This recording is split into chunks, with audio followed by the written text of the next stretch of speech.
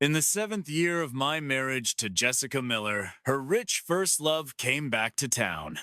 He had a face that looked a lot like mine. At the class reunion, he cornered me in the restroom and taunted, "Tell me, when she's in bed at night, is she thinking of you or me?" I couldn't help myself, I swung. Jessica shouted at me for his sake, "Why don't you just drop dead?" She didn't know I actually was dying. At the reunion, Jessica's first love had returned from overseas. He was a success now. Cutting through the chorus of flattery, he walked past old classmates, stopped before Jessica, and said, "Long time no see." With that one line, Jessica's eyes went red.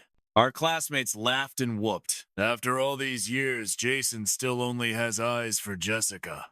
If Jessica had married Jason Smith back then, she'd be Mrs. Smith by now. Why would she need that little company of hers? If you ask me, it's not too late for her to divorce. The crowd buzzed, the talk circling Jason and Jessica. I, Jessica's husband, sat off to the side like a piece of scenery. I looked Jason over. His face could have passed for mine.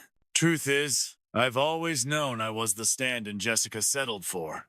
I once swore I'd spend the rest of my life making her truly love me. But now I'm running out of time. My chest felt tight, so I stepped out for air, only to run into Jason at the restroom door. He smiled with contempt. "Thanks for looking after Jessica for me all these years. I'm back now. She doesn't need you."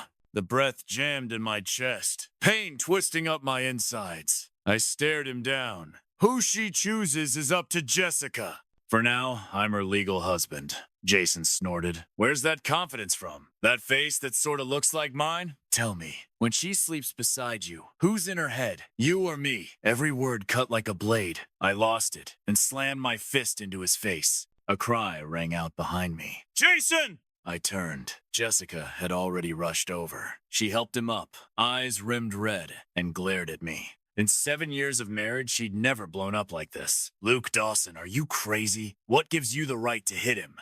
Our classmates hurried over to help Jason, and the looks they threw me were anything but friendly. "Jessica, your husband's out of line. Jealous or not, you don't get to throw punches." Exactly. Talk about no self-awareness. If it were me, I'd pack up and step aside the second the real deal showed up. Over the din, Jessica shot me a cold look. "You really let me down." My chest tightened even more. A bitter taste rose in my throat. I swallowed it back, turned, and left. On the steps outside the hotel, I slowly pulled the medical report from my pocket. Luke, male, late-stage stomach cancer. The sun washed over that thin sheet of paper until it dazzled my eyes.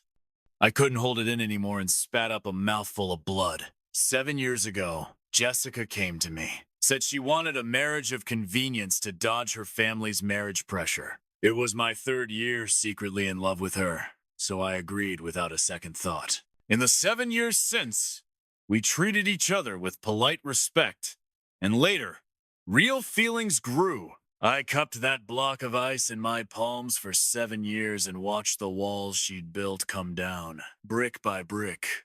I even let myself believe she'd fallen for me. Turns out I was kidding myself. At some point, I dozed off on the couch. I woke to the sound of the door. When Jessica came in, the clock on the wall had just struck 3 a.m. Seeing me awake, she paused, then hung her coat in the closet. The coat looked familiar. That afternoon, Jason had been wearing it. She knelt by the couch and took my hand. "Still mad?" I said nothing, pulled my hand back, and slid the prepared divorce papers toward her. "This is the divorce agreement. Take a look."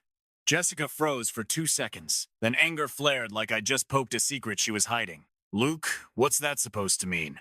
"Nothing happened between me and him today. It was just a reunion with old classmates." "Can you stop acting like some hysterical woman?" The more she talked, the more worked up she got. The fury I'd been choking down all day finally blew. "And you?"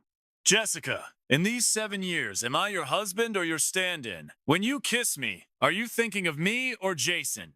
I hadn't wanted a fight, but the knife twist in my gut tore the words out of me. Jessica fell silent. After a while, she stood and headed for the door. "Luke, are you going to be this childish right up to the day you die?" She flung the door open and left. I just stood there, stunned.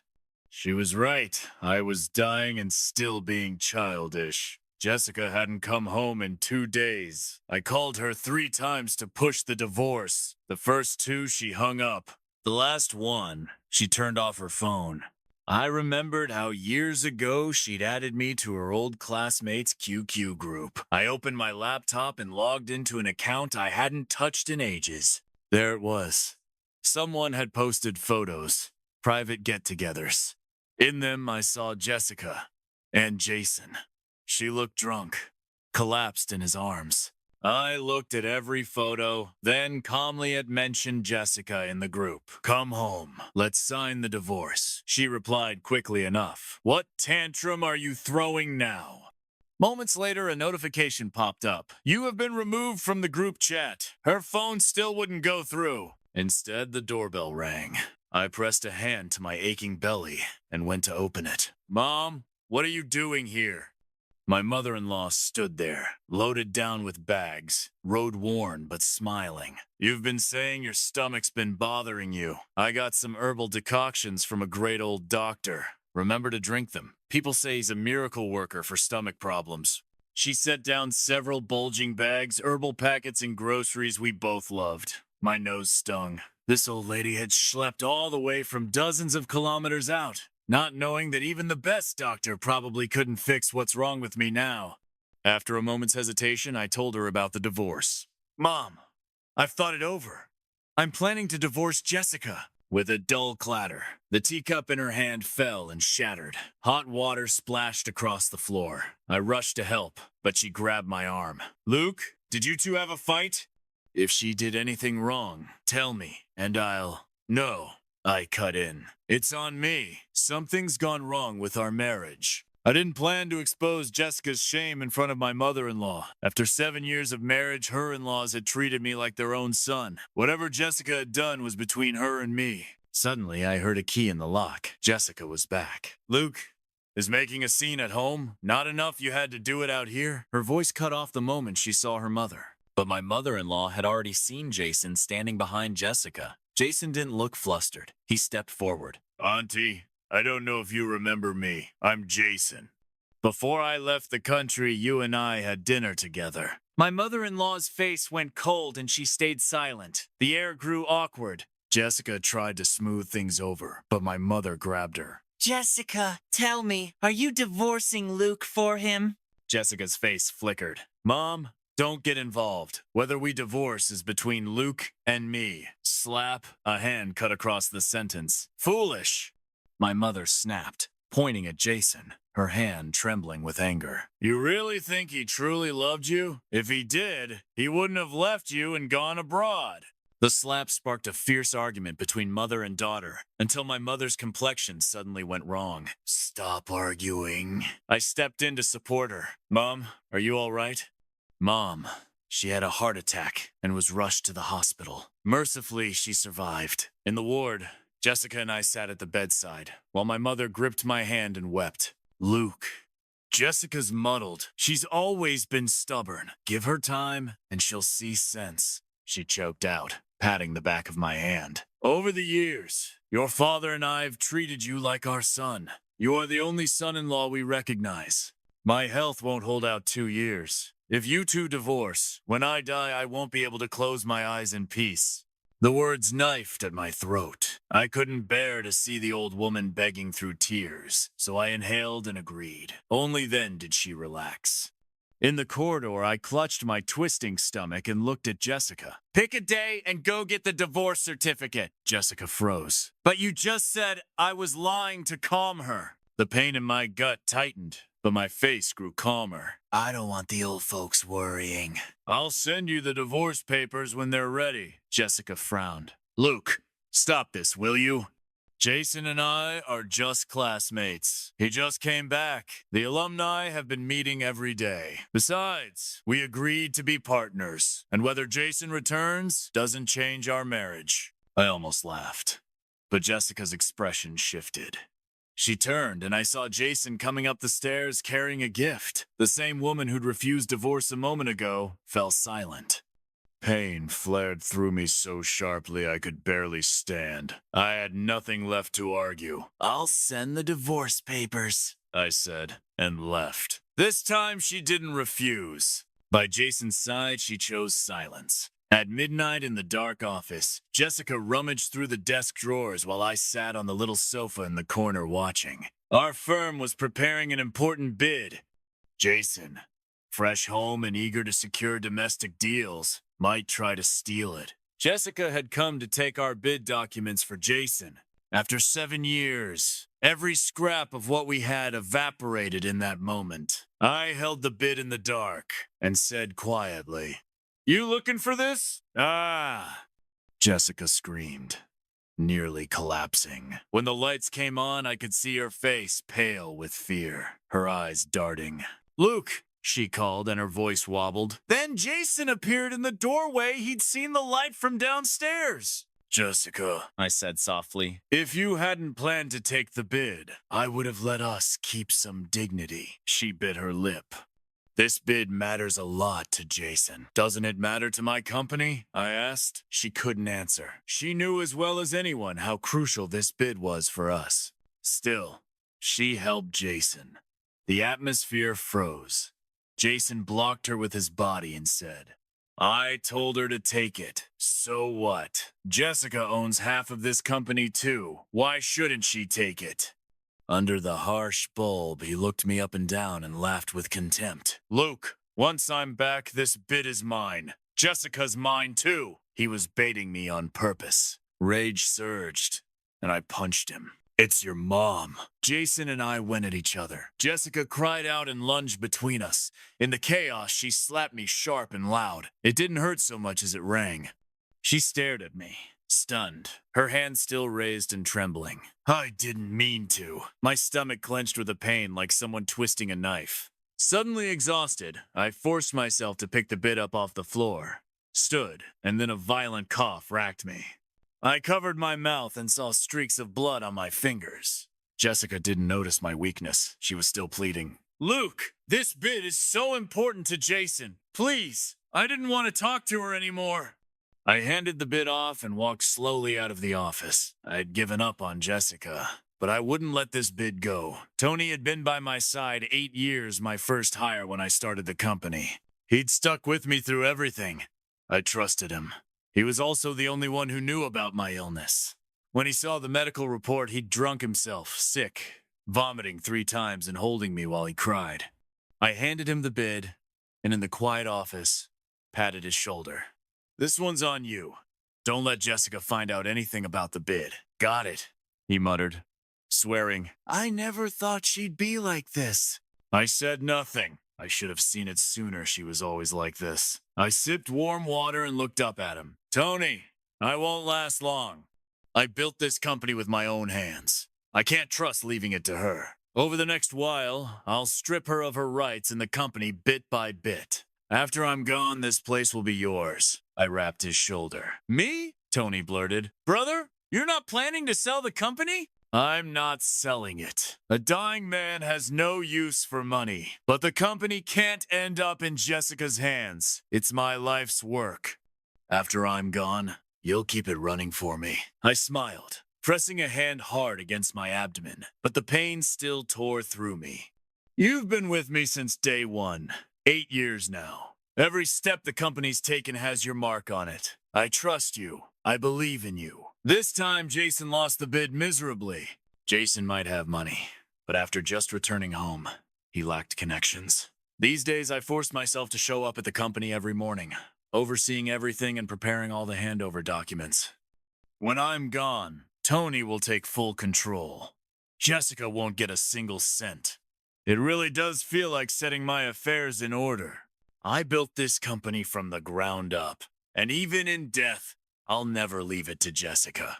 Jessica never could keep calm. Within a week, she called me. "Luke, are you trying to kick me out of the company?" "That's right. I started it before we married. It's not marital property." On the other end, she drew a sharp breath. "I don't agree." "Luke, if I don't sign, you're not getting that divorce. Do what you want. I've already moved out. 2 years of separation equals automatic divorce."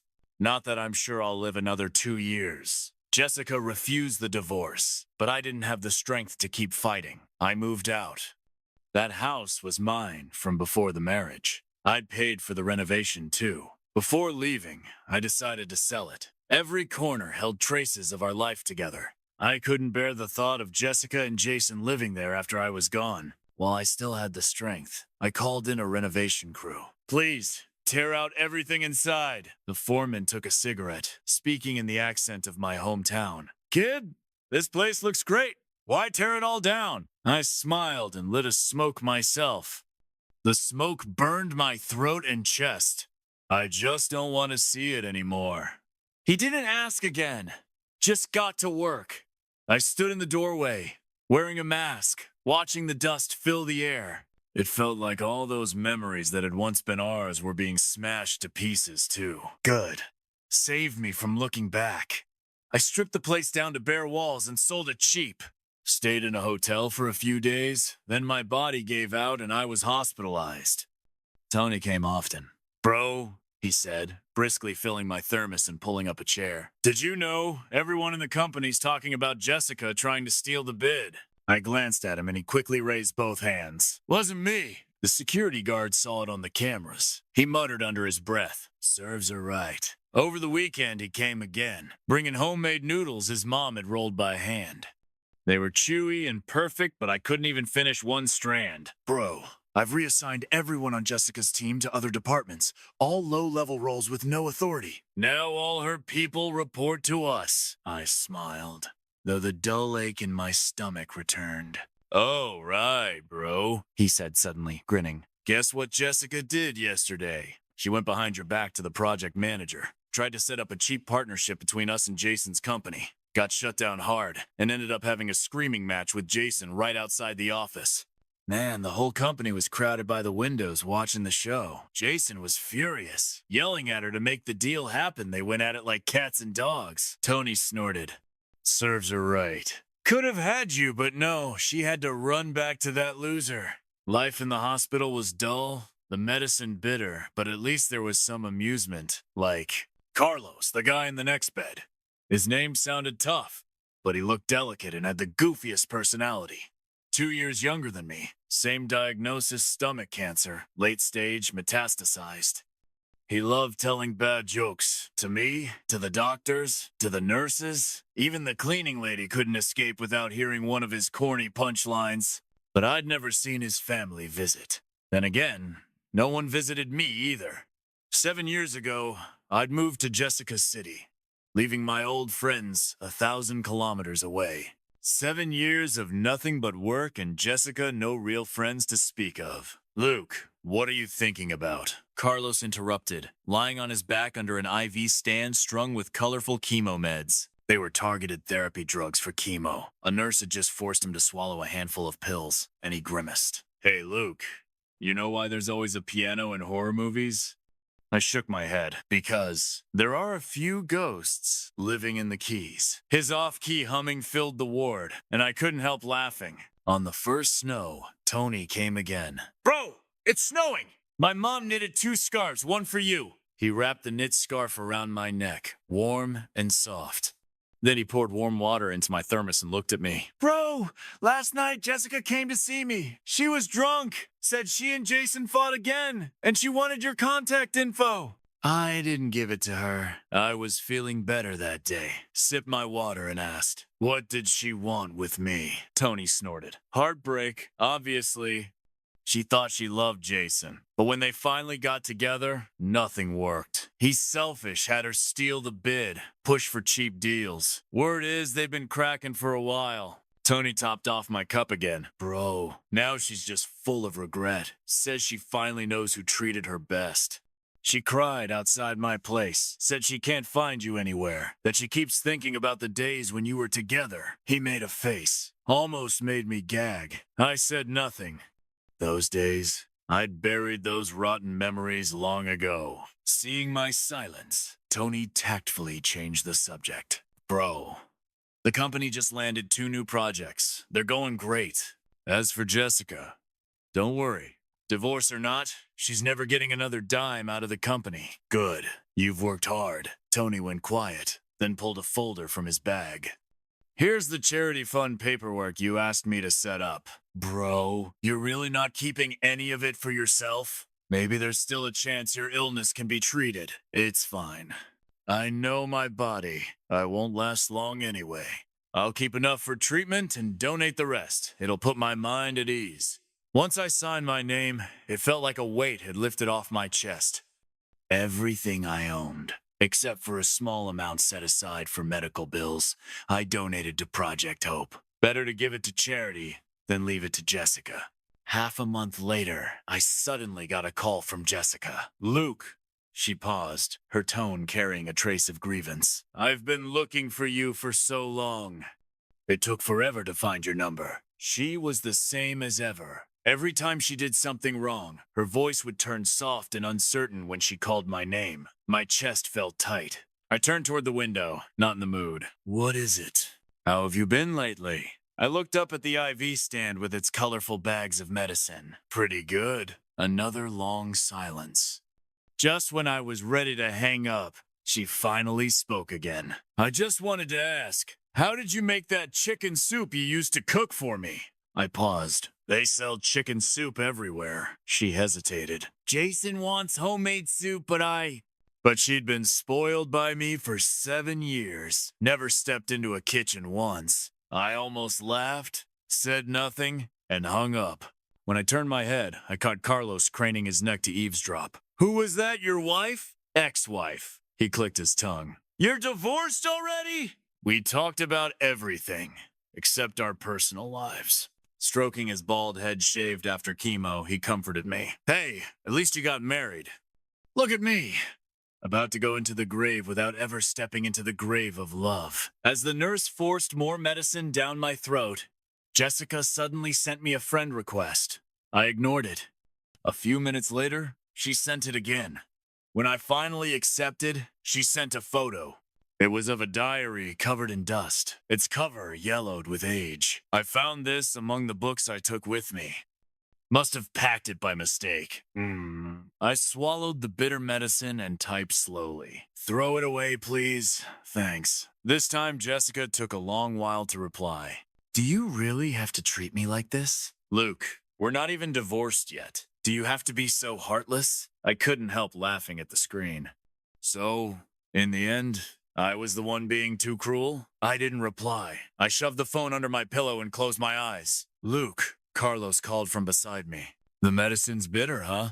Here, I stole a candy from Sister Hua. Sister Hua was one of the nurses in charge of our ward, about our age. So we all called her that. I unwrapped the candy and popped it in my mouth. Sweetness spread across my tongue. The candy was sweet, but my mouth was too bitter. The sweetness vanished fast. My phone kept buzzing under the pillow. Annoyed, I pulled it out. It was Jessica again. I'm sorry. I read your diary. I saw. The girl you wrote about sounds a lot like me, but also not quite me.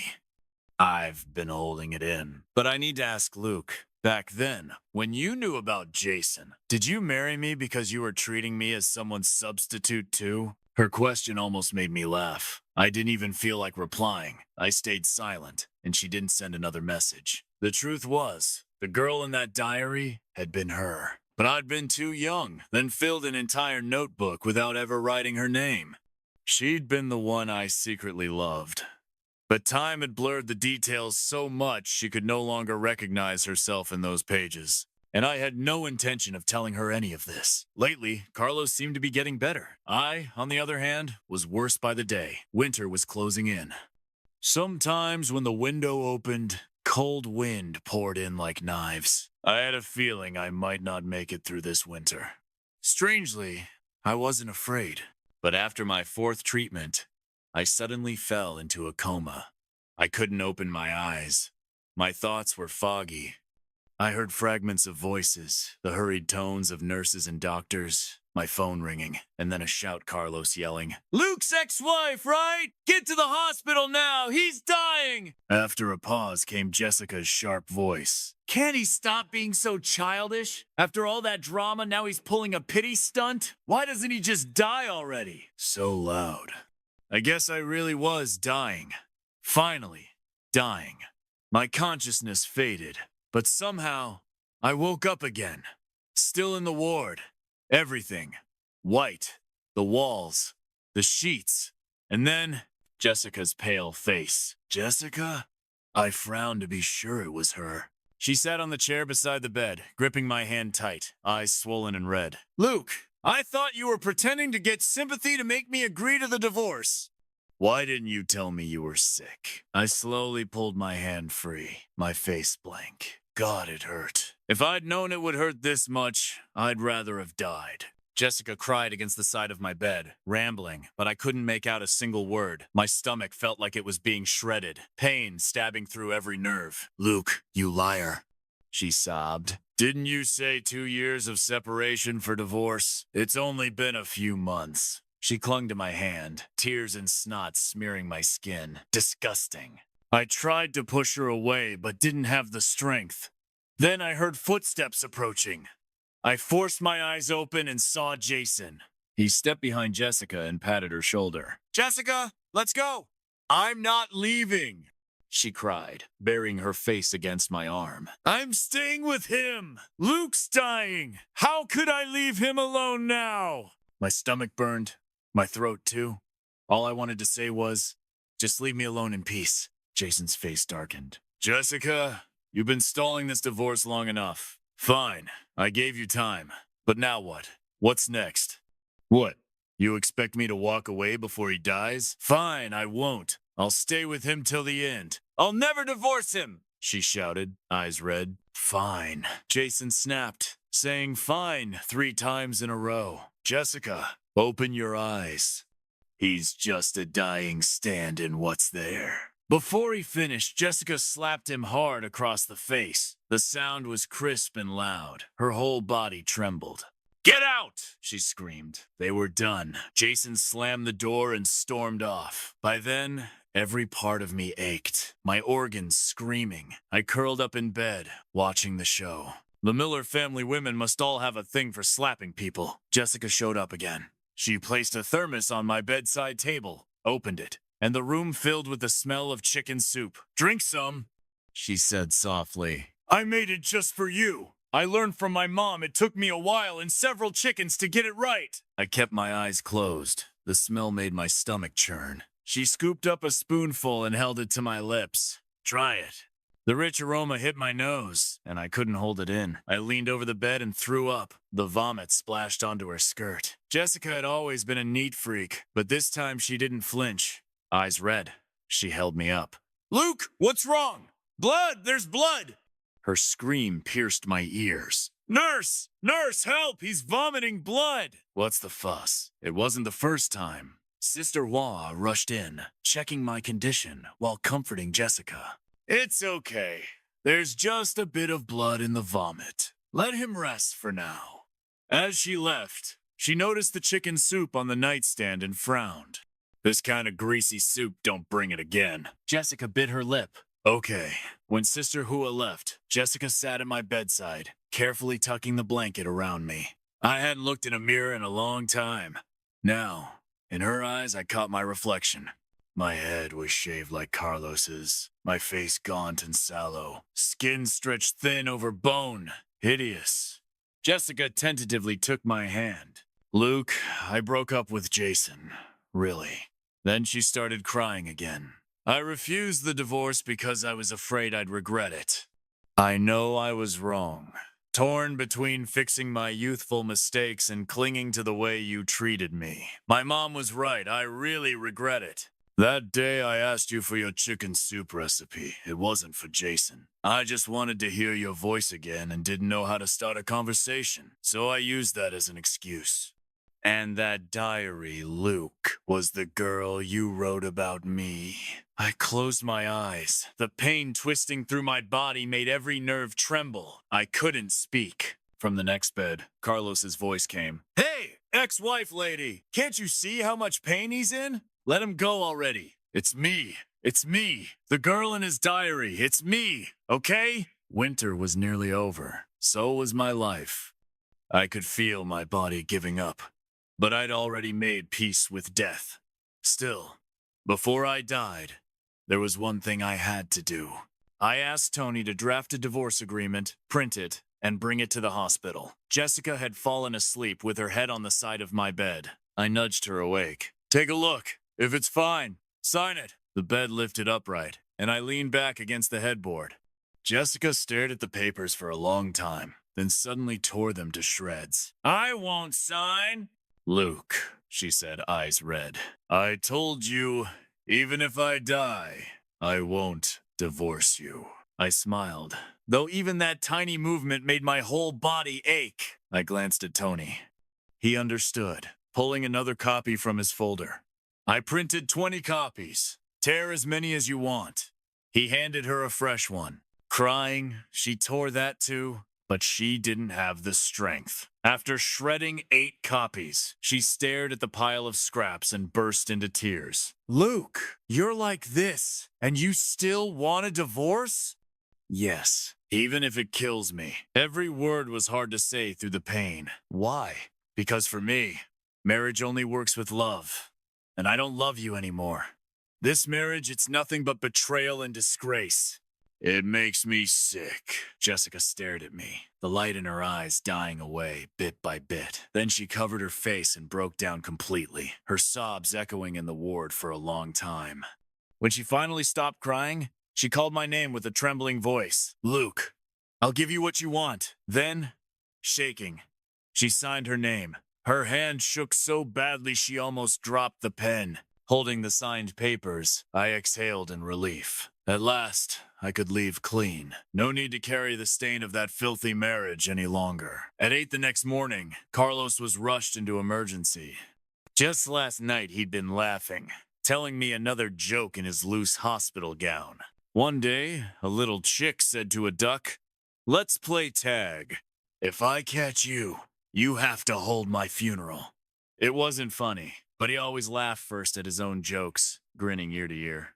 Halfway through, he sighed.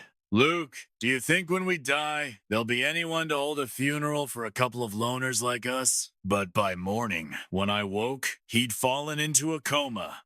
Sister Hua. When the nurses came to wheel Carlos away, I grabbed her trembling hand. Sister Hua, I'll pay whatever it takes. Just tell the doctors to save him, please. She patted my hand, voice thick. I know. Then she turned and followed the others out. I stared at the empty bed beside me, panic clawing at my chest. I waited a long time. Didn't eat, couldn't drink. Jessica was beside me, nearly in tears. Luke, please, at least drink some water, okay? I pushed her hand away.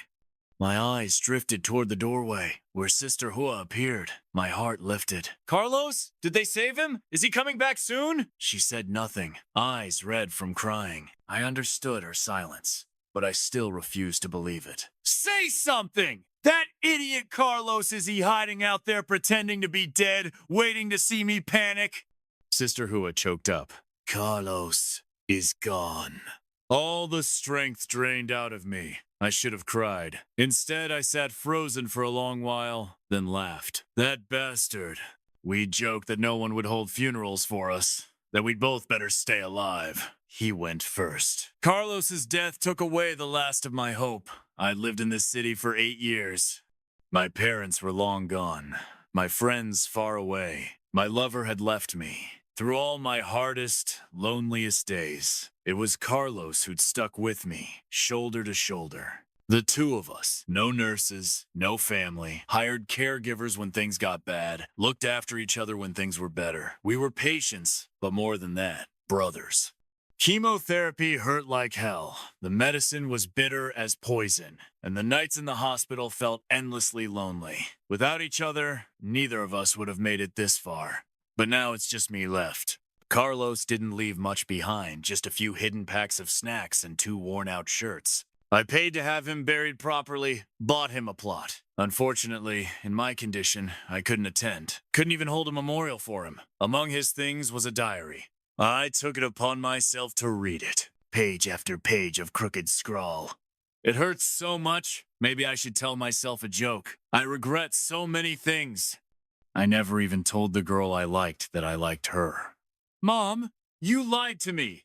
You said when the medicine tastes bitter, I should tell a joke, laugh a little, and it'll taste sweet. Then why, after 8 jokes, is it still so bitter? There's a new guy in the ward, 2 years older than me. So young, yet he's got this damn disease too. What bad luck. But then again, who doesn't? I'm almost out of jokes now. Does that mean I'm almost dead?